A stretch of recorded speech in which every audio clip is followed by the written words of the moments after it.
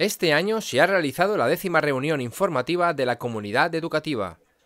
Se informó al profesorado, departamentos de orientación, madres y padres sobre las actividades que van a realizar el Plan Municipal de Drogodependencias durante el curso 2017-2018.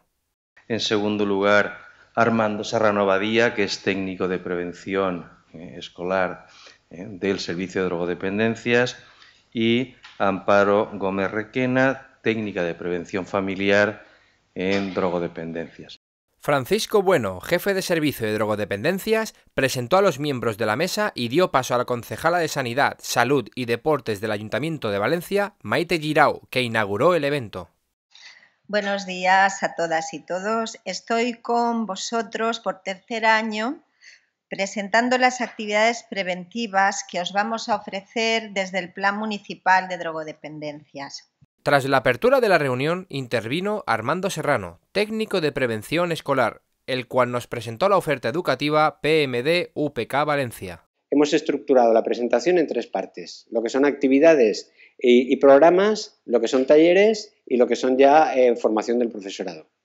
Amparo Gómez, técnica en prevención familiar, nos explicó las actividades del área familiar del PMD UPK Valencia. Yo os voy a hablar de la prevención familiar. Es el área de prevención familiar lo que hacemos nosotros dentro de prevención. Hacemos una intervención familiar, hacemos programas Avatares Ser Adolescentes Hoy y la Escuela de Padres y Madres. Inma Pellicer, orientadora del IES Jordi de Sant Jordi, vino acompañada de 2 alumnas colaboradoras.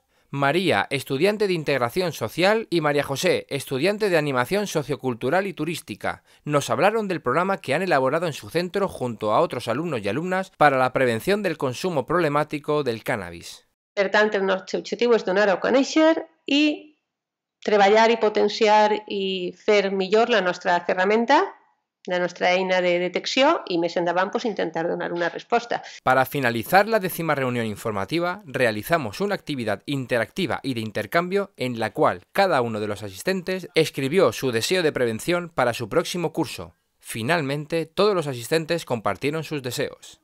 Gracias por estos 10 años de trabajo compartido entre profesorado, familias y PMD, y esperamos repetir dentro de otros 10.